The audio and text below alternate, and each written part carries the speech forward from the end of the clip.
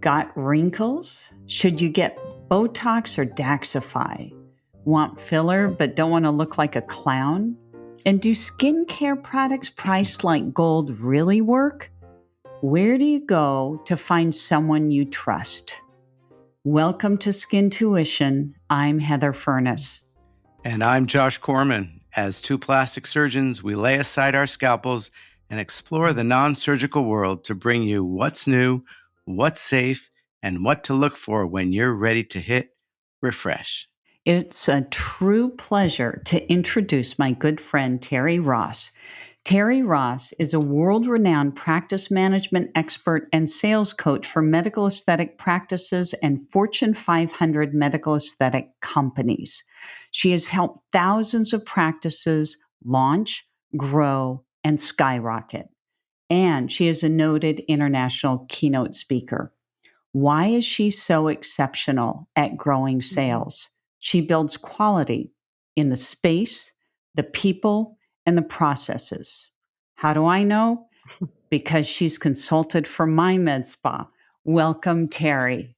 Oh, God, Heather, Dr. Furnas, Dr. Korman, thank you so much.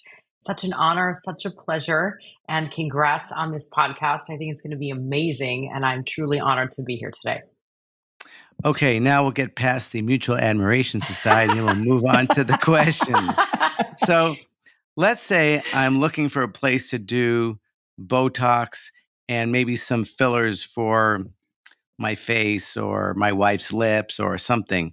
What should I think about? What should I consider in choosing where to go, assuming I actually really don't know where to go? Such a great question and a loaded question. Obviously, both of you know the market is so competitive, such a commodity. I think one of the really important things is, everybody can talk about external marketing and perception of what they see, but really understanding the practices. If you're Googling, right, these clients, right, prospects are going to Google, I have wrinkles, I have fine lines, whatever their problem is. You hope to find somebody ranking high. I think what they really need to look at is, number one, what are they looking for? It's one of the phrases I use when I teach practices, but what are you looking for when you choose an aesthetic practice? Of course, you want somebody board certified, but, perhaps asking questions about how long they've been injecting. Do they, have products of choice? Is there a unique value proposition that they can read right on the practice's website? Are there significant before and after pictures? Looking for before and after photos, videos, educational content. I think the social media is taking over so much and there's a lot of fake stuff. I think really, really deciding, are you looking for quality where price doesn't matter, right? Where you're choosing the right physician or provider to do the best work over price. That actually is a really good point. And it brings up the next question, is you've helped aesthetic medical practices be their best, and clearly med spas are looking to improve their bottom line. So does your coaching and practice optimization help the patient? And if so, how so? I love that question because while I teach it in relative to how it can help the practice, it does help the patient too, because in this now, again, competitive marketplace, people don't have to be loyal. There's no loyalty. And when you look at the business functions and processes, you want someone, you pay to get a patient to come in the door. We have to make sure they're converted, that they're qualified for the services they're getting and can afford them. More importantly, that they're educated on the holistic treatments, right? That can get them the outcome they're looking for. Now, that benefits two things. It benefits the business, right? To say, I am truly educating. I'm not selling, right? I'm not bullshitting. You believe you can get them the best treatment. And why does that benefit the patient? It benefits the patient because I've been to hundreds of practices and most people treat the consultation as transactional. So if I come in for wrinkles and fine lines, I'm only being told, some fillers and Botox. What if I need lasers? What if I need a peel? What if I need microneedling? What if I need surgery? I could need more things, but nobody wants to talk to the patient about that. The clients, they're hungry. They want to be educated, right? And they want to be asked questions in terms of how long has it been bothering them and how does it make them feel and how committed are they to getting the procedures that will get them the result they're looking for. And that comes from a twofold. We have to be able to do a proper consult and ask those questions. The clients have to feel vulnerable to share how they're feeling. And it's those feelings that they feel, right, to hear the treatments that they could get that are going to allow them to say yes. And so to answer your question, the patients truly benefit from that because that ultimately that's the outcome they're going to get. So, for example, many med spas charge for fillers by the syringe. So, in some ways, that gives a patient cross reference. They can be shopping, and unfortunately, I always say the most important thing about the filler is the filler, meaning the person doing it, not the actual stuff. But from a consumer standpoint, price really can vary a lot. And so as a consumer, how do I know if I'm being oversold? I think that as a consumer, right, is somebody really trying to ask me the right questions? And if someone does ask me the right questions in terms of some of the things I just shared, how long has it been bothering me? What have I done in the past? Was I happy with it? Did it work? Why or why not? What am I willing to do? That's when that's when really price becomes a moot point. If the clients are really truly the right kind of client that we want, and the ones we want are the ones that are right, wanting this long-term plan because we want a high level of retention. And then I think that it never becomes feeling sold to if there's that trust and rapport built in the beginning. And I think that also has to come from a step backward where the provider is saying, look, I'm Dr. Furnas and I'm going to be with you for the next 30 minutes and we're going to build this comprehensive treatment plan. And I think when the expectations are set up front of what the client can expect, no one will feel sold to. I think it's when that doesn't happen and then someone's just saying, you know what, I think you could get this laser, this Botox, this filler, and it's this whole host of things. A confused mind won't buy. And I'm like, well, wait a minute. Why is he or she trying to sell me all these things? And I only came in for this one thing. Another thing that I think is very typical for people who are exploring the med spa world to call up and say, how much do you charge for Botox? And I know you have taught us, don't just say the price. What are the best practices of the best med spas from the time you pick up the phone and call to coming in? Look, we're in an age where cost does matter. I'm not saying it doesn't, but just like any other therapeutic area, we're not consumers are not nickel and diming their dentist or their OB-GYN or their oncologist or cardiologist. We're not asking for discounts and what is the price of my knee surgery. It's sad that aesthetic medicine is still medicine. That's first and foremost. It's still medicine. You're putting stuff in your face, stuff in your body, and you need to, really pay attention to that and where you're going. And the best practices for a practice, and even if someone asks that question, you have to start to weed out and qualify. And so the phrase I always use is, thank you, Terri. If I'm the consumer, right? Thank you, Terri. That's such a great question. There's many choices to go to. What are you looking for when you choose an aesthetic practice? That is a phrase that if people don't pick up anything, if you use the phrase, if you're a practice, let the client say, Josh, price. If the client says that, the client's telling you that price is what matters. You have to decide as a business owner, that may or may not be the kind of client that you want. And I'm also telling you, I'm a price shopper. Right. So we can eliminate that. And then there's financing. There's so many financing options. There's not a reason for someone to be able to pay if you have a different value prop in your organization. So the corollary to all this is what would you say are the worst practices of the worst med spas? Like what is it that they do that you go, ooh, that's not for me? Look, I think there's different strokes for different folks, but I'm very passionate about what I believe and what I teach and what I've done for over 20 years now, and to work with some of the most world-renowned, both of you, physicians across the country. And I think the worst thing practices can do is they don't invest in training their team. The training is the foundation of a business, right? Your team is your greatest asset or biggest expense. I've listened to thousands, more than I can count. And I want to really kind of poke my eyes out when I call a practice and I'll say, how much do you charge for Botox? $15 a unit, whatever it is. And that's all they say, click buy, click. You've just lost a patient because we're not trained enough to just take a step back, acknowledge, right? I teach this layer model, this communication method, acknowledge. Yeah, I understand, Josh. There's definitely a cost. There's definitely an investment. It's not an expense. An investment in coming to our practice, an investment in wanting to get some Botox. What's important for you? It just diffused the entire thing. And now we're able to build a relationship and a bond with each other. It's very similar to our surgical practice, where people will wonder, why is surgery so expensive? And we explain safety is really expensive, and training and all of that. So you're absolutely right. And then when we're overseeing, Josh and I oversee practitioners, and we're only comfortable handing off, the injections and whatnot if we have someone who really knows technique and safety. And so, yes, so we invest and it costs money. So that's a really excellent point.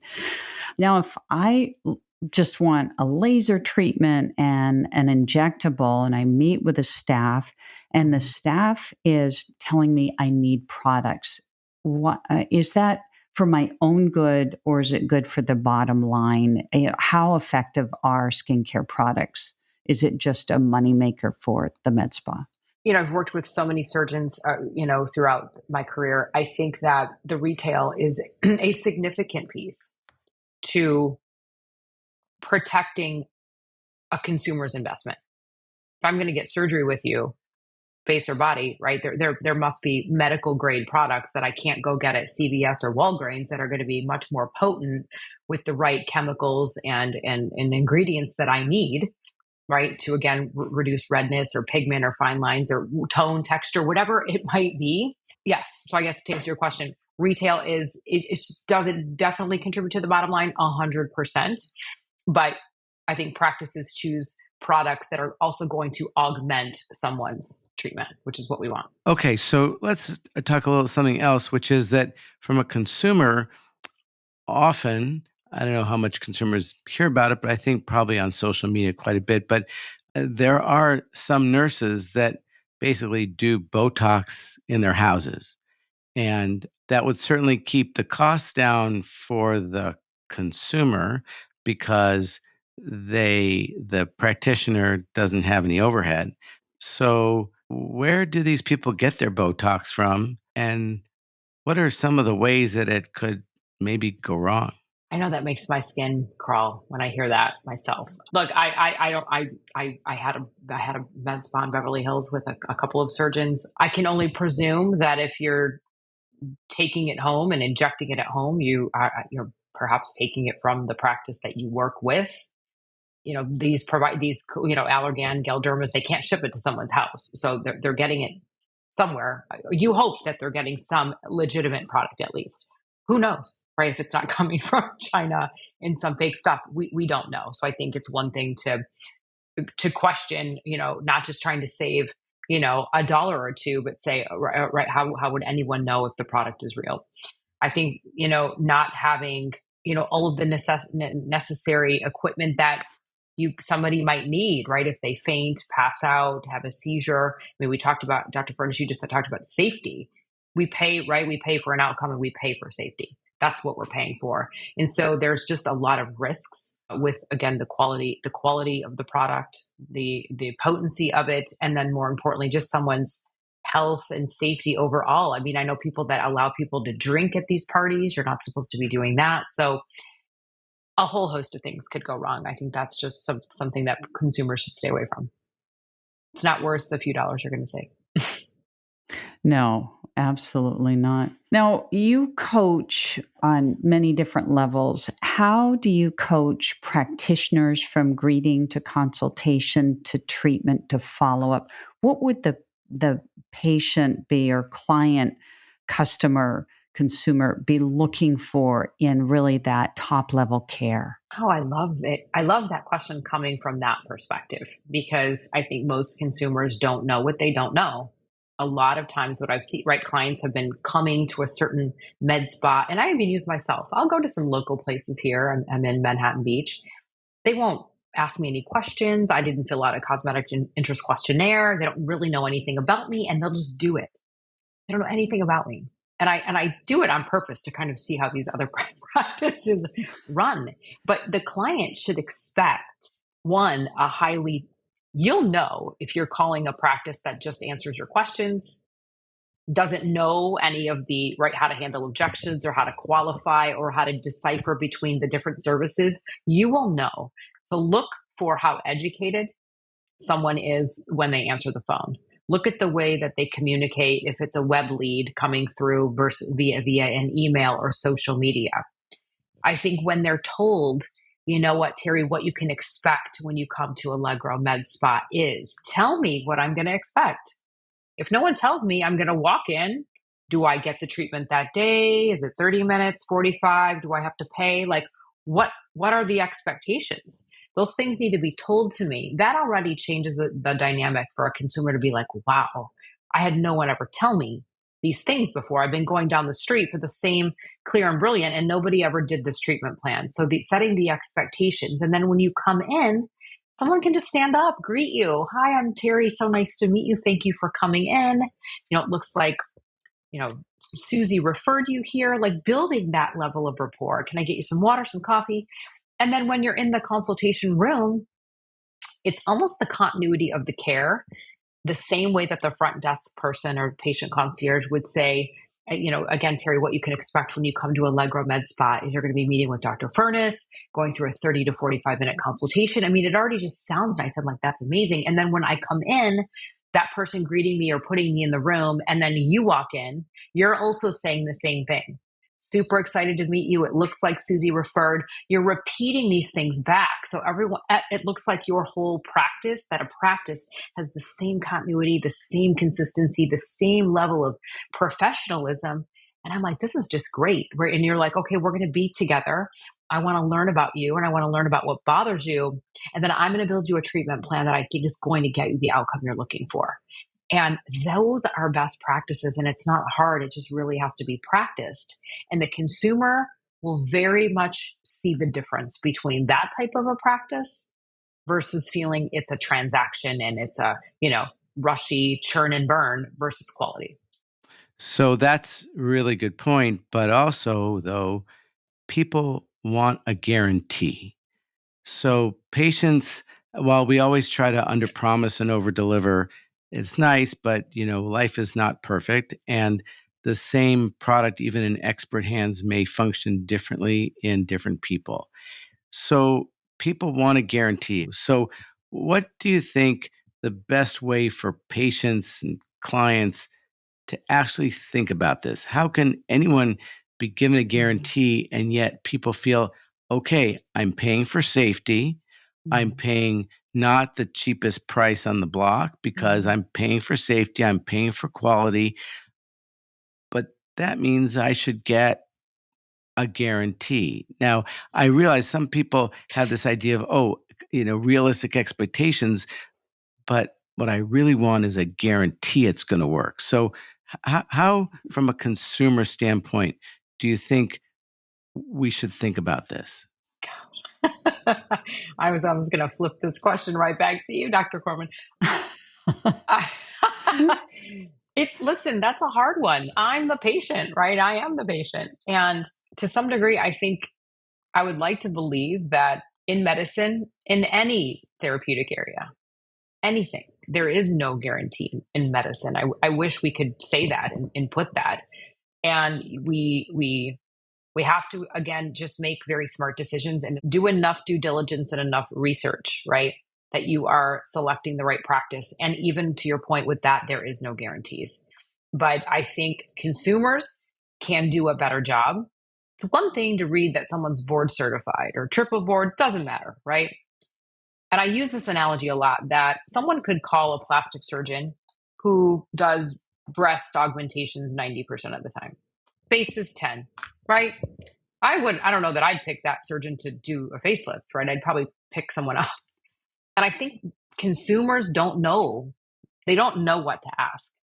So I love this podcast in that it's consumer facing, because I think that there's so much education that can be delivered in terms of there's only so much research and due diligence in making sure you're selecting the right place, and then understanding what those procedures are too.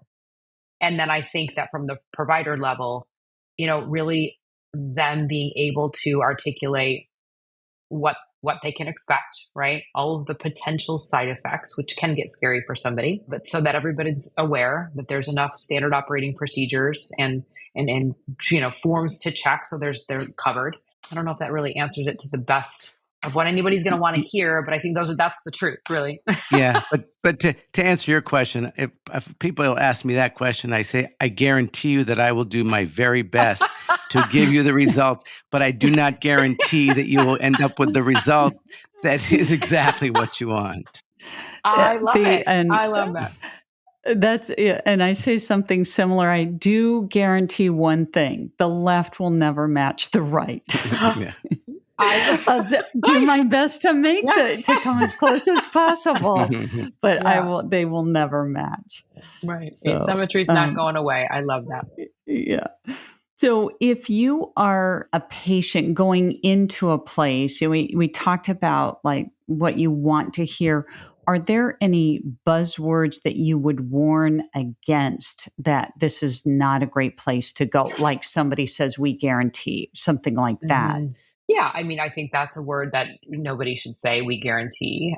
And I might have a different opinion than others. I mean, I'm a very firm believer about the price, and I'm not here to judge. If people don't want to charge a consultation fee, that's fine.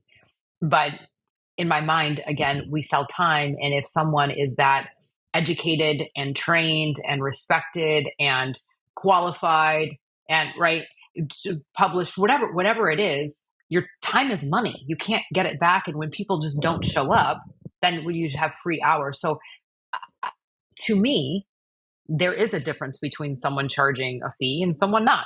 That's just my opinion. And I also think, again, when they're not when the consultation's very short, very rushed, not asking enough questions in the consultation to really uncover all of the things that I care about: my lifestyle, my budget, what am I willing to do? Again, what have I done? Did it work, not work? How committed am I? Someone's ability to ask good questions will draw so much out of the patient that only then, with those responses, is someone able to navigate where the treatment plan should go. Otherwise, we're just throwing up on them of all the things they could do, and they won't typically do anything at all. So I think consumers should be kind of aware of some of those things: the consultation time, the price, the guarantee, and just being sort of treated as a transaction and not a really holistic patient. So, what about the front office staff? How important are they to the patient experience, and how do you coach them? Wow. I wrote a whole training curriculum back in 2019 when I had this medical spa with 3 surgeons and a derm in Beverly Hills. And I think they're one of the most vital positions within a company. Often overlooked, often underpaid. This is where key training, that is the first human connection that I have. So if I work for you, right? I mean, I am your brand ambassador representing your brand. So I think that it's a key position within the organization. I think that it can make or break. Clients make decisions very quickly. Within 30 seconds, they can make or break that dialogue. So, I think when people are looking to hire somebody in that role, again, the foundation of the training. What is their position? What are they responsible for? Can they multitask? Can they bond? Everyone talks about, you want somebody bubbly and right and articulate. And yes, you want that, but you want them to be self-sufficient with a sense of urgency. They can multitask. They can really take the time and say, if I work for Dr. Korman, I'm going to go home and I'm going to study, right? I'm going to study these procedures and I'm going to understand the features and the benefits and the competition. It can make or break the business. And on the business side, you guys are practices spend hundreds of thousands of dollars in marketing. When I look at the data, I'll see marketing spend overinflated to try to get more people in the door, yet we don't nurture the ones we have because they're not trained to look at the information. And the data is not an emotional thing. The data just doesn't lie. And it's facts in terms of how you can make informed decisions. So I would say that as an area, everybody within the practice should be trained, but it's a very key component. That's great advice. Are there any resources you would recommend for anyone looking for med spa or wondering if they're at the right place? You mentioned social media and reviews. Are there any other, like magazines, columnists, podcasts? In other words, what homework can people do to protect themselves with knowledge? I love that. I mean, obviously, I think everybody's first and foremost going to go to Google, right, and look up their problem. They're going to search the problem, look at the first page of Google, and then start clicking.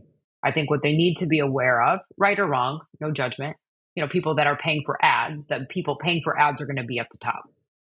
Once you see the organic name, no ad tied to it, that means that person, right, is ranking on their own accord, which I think is something that they should, right, look at and consider. And then when you're going onto a site, looking at, again, the quality of the before and afters, educational videos. You could Google if there's a podcast, if they were published, the credentials of their education.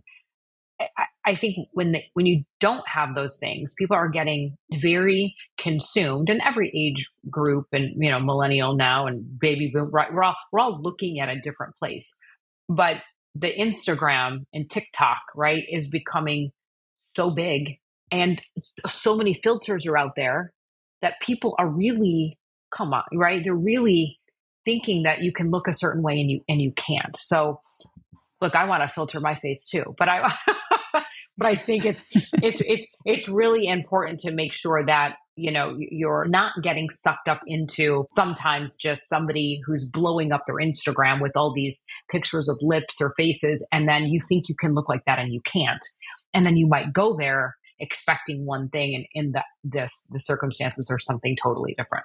So what would make you walk out of a med spa? You've gone through all the research, you did Google, you went to Google University, you read the reviews, everything. What would make you, when you walk in and you go, no, I'm going out? What are those things? Location. Maybe location, when you walk in and there's just a mess everywhere, right? It's not look, if this is aesthetics, you want a place to be aesthetically pleasing. Not being greeted well, when somebody doesn't acknowledge your name or stand up or tell you to wait just a moment. I'd say logistics, the decor and the way it looks. Is it clean? Is it neat? Is there being greeted respectfully? I'm not a fan of people putting prices everywhere. I think then people just choose based on price and not on value. I would say those would be the main things. One thing that people sometimes, I encountered this a long time ago, where people, they come in and it looks like there's not too many people in the waiting room, then they think, oh, not busy enough. If it's too many people in the waiting room, they go, oh, too busy. It's like that balance where people can feel like, oh, it's not too busy and not busy enough. Right. It's funny. We've built about 150 med spas like across the country over the years.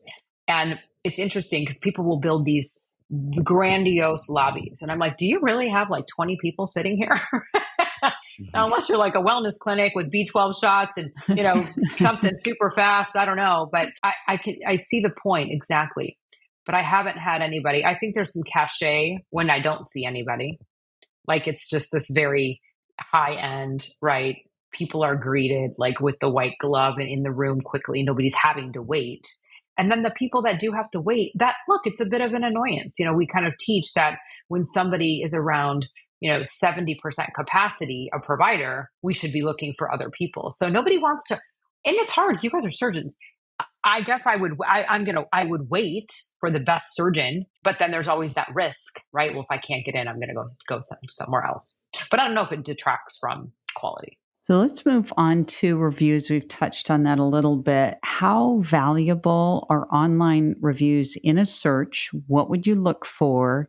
And would you leave either a good review and or a bad review after a good and or bad experience? Yes, I think reviews are critical.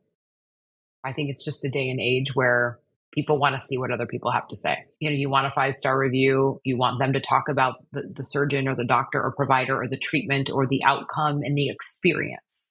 We're also paying for the experience. So I think that it's important. However, I think you have to take things with a grain of salt. You can't just read the first couple, or you start to see one bad one and you're like, oh, this place is terrible. I think, again, that comes down to people just wanting to be bitchy and writing something nasty. They wanted their money back, or one little thing went wrong and they're going to tell the whole world. And I think, again, running an efficient, sustainable business comes down to, you asked me, would I leave a review?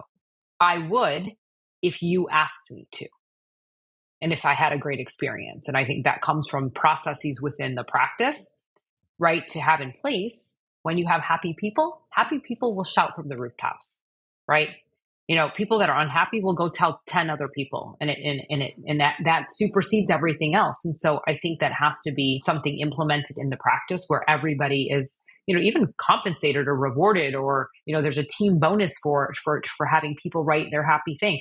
I wouldn't proactively, though, not unless somebody asked me, but I certainly would go research and to see what other people had to say. So what do you see as the next wave? What is the new thing that might start creating, oh, this will be the new thing for med spas? Look, the hot topic that has been the last couple of months is the whole semaglutide. I think this wellness, hormones, hair restoration, semaglutide peptides, that's the new thing.